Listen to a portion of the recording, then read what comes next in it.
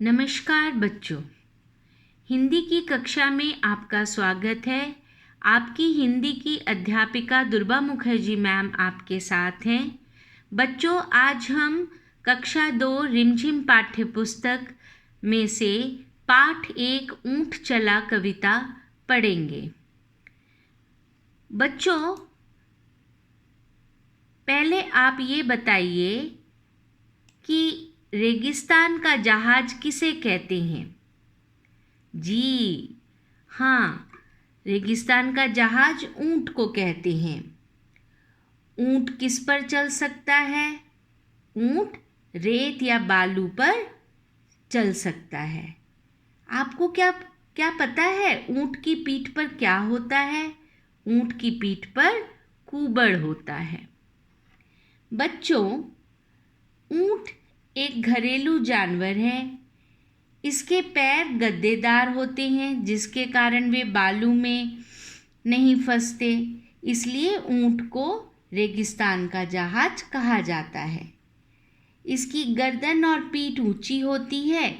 ये हिलते डुलते हुए चलता है और ये रेगिस्तान में बोझ उठाने और सवारी के काम आता है।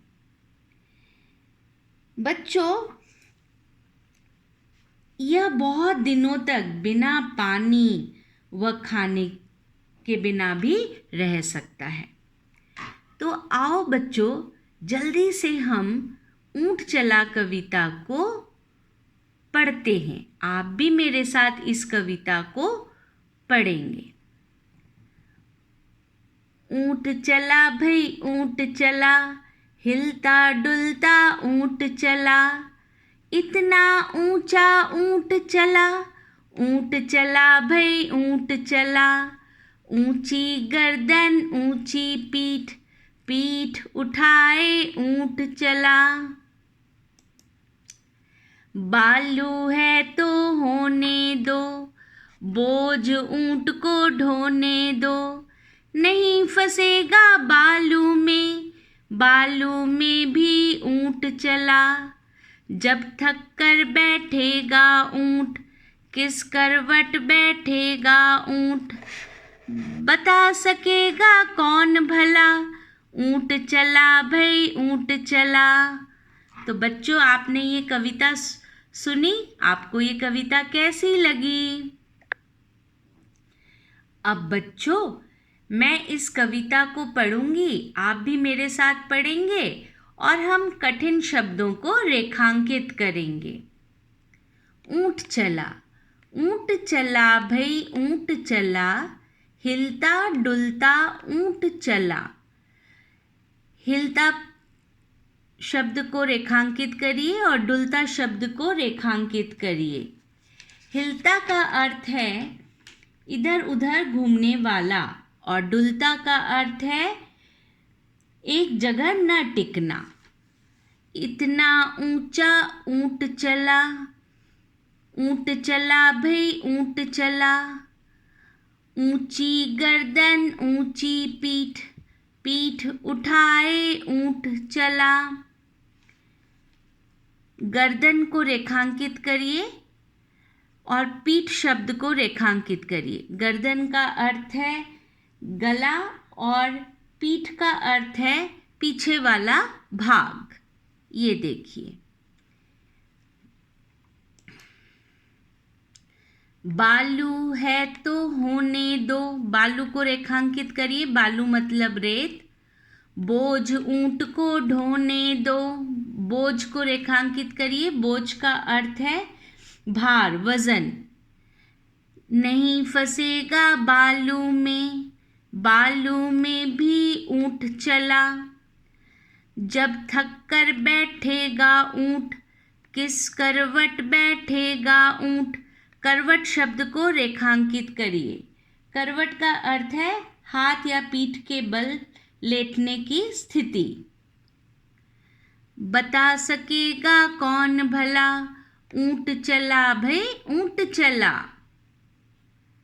तो बच्चों, आपने कठिन शब्द के अर्थ जाना।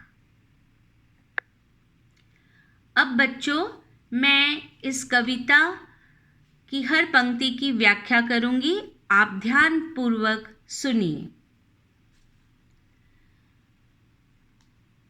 ऊंट चला भई ऊंट चला, हिलता डुलता ऊंट चला, इतना ऊंचा ऊंट चला भई ऊंट चला, ऊंची गर्दन ऊंची पीठ, पीठ उठाए ऊंट चला। आप इस चित्र को देखिए। प्रस्तुत कविता ऊंट चला प्रयाग शुक्ल द्वारा रचित है। इस कविता में कवि ने ऊंट के क्रियाकलापों का वर्णन किया है।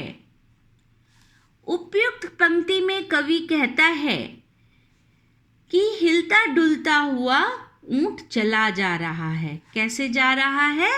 हिलता डुलता हुआ ऊंट चला जा रहा है। ऊंट का जो कद होता है वो काफ़ी ऊंचा होता है। उसकी गर्दन भी ऊंची होती है, उसकी गर्दन भी ऊंची होती है, और उसकी जो पीठ है उसमें कुबड़ होता है और वो भी ऊंचा है, उसकी पीठ भी ऊंची है। तो ऊंची गर्दन और ऊंची पीठ लिए ऊंट जो है वो चला जा रहा है। बालू है तो होने दो, बोझ ऊंट को ढोने दो, नहीं फंसेगा बालू में भी ऊंट चला। प्रस्तुत पंक्तियों में कवि कहता है कि बालू अर्थात रेत में ऊंट नहीं फंसेगा। क्यों नहीं फंसेगा आप बता सकते हैं? क्योंकि ऊंट के पैर जो होते हैं वो गद्देदार हो सकते हैं, इसीलिए ऊंट आसानी से रेत पर चल सकता है। वह इसमें बोझ भी ढो सकता है, भार या वजन लेकर भी चल सकता है। तो चिंता की कोई बात नहीं है, ऊंट बालू में नहीं फंसेगा। बालू में ऊंट आसानी से चल सकता है। जब थक कर बैठेगा ऊंट, किस करवट बैठेगा ऊंट। और जब ऊंट थक जाएगा तो वो किस करवट बैठेगा। करवट का आपको अर्थ मैंने बताया था। करवट का अर्थ है हाथ या पीठ के बल लेटने की स्थिति। पर किसी को नहीं पता कि जब वो थक जाएगा तो वो किस करवट बैठेगा। बता सकेगा कौन भला, ऊंट चला भई ऊंट चला। कौन बता सकता है कि ऊंट जो है वो दाईं करवट बैठेगा या बाईं करवट बैठेगा? ये कोई नहीं बता सकता। ऊंट चला भई ऊंट चला, और इस तरह से ऊंट जो है वो चलता ही जा रहा है। कवि पुनः कहता है कि ऊंट चलता जा रहा है, चलता ही जा रहा है। तो बच्चों, आपने ये कविता की हर पंक्ति की व्याख्या सुनी। आपको ये कविता अच्छी लगी होगी। तो बच्चों, कविता का ये सार है कि इस कविता में ऊंट के बारे में बहुत ही रोचक और लयबद्ध तरीके से बताया गया है। जैसे ऊंट रेगिस्तान में पाया जाता है, ये बोझ ढोने के काम आता है। ऊंट चलते समय हिलता डुलता है, इसके पीठ में पीठ उभरी हुई होती है जिसे कुबड़ कहते हैं।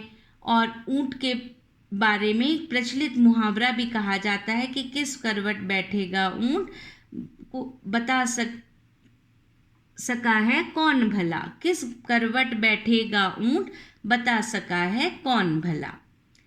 तो बच्चों, हमने ये रोचक कविता पढ़ी। तो बच्चों, अब हम सीखेंगे कि तुकांत शब्द क्या होते हैं। बच्चों, कविता की पंक्तियों के अंतिम भाग में पाए जाने वाले वर्णों की समानता को तुकांत शब्द कहते हैं।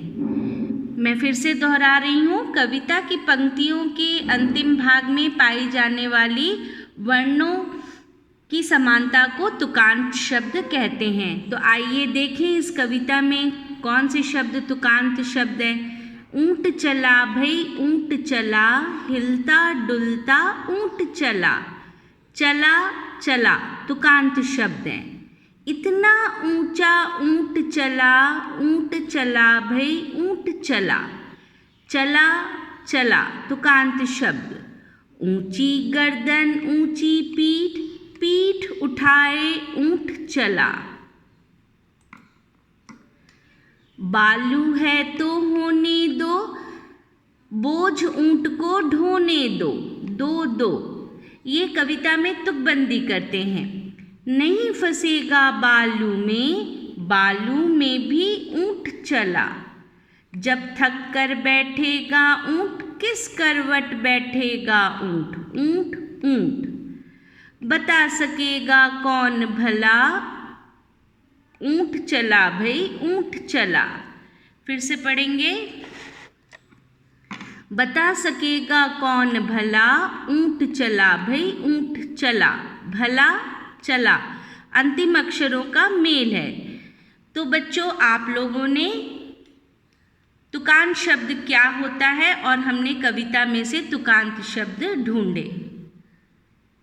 बच्चों, आप लोगों ने तुकांत शब्द के बारे में जाना। अच्छा बच्चों, आप एक बात बताओ, क्या जानवरों को बोझा ढोना चाहिए? कुछ लोग जानवरों से बोझा उठवाते हैं। बच्चों, जानवरों से बोझा ढोने का काम करवाना ठीक नहीं है।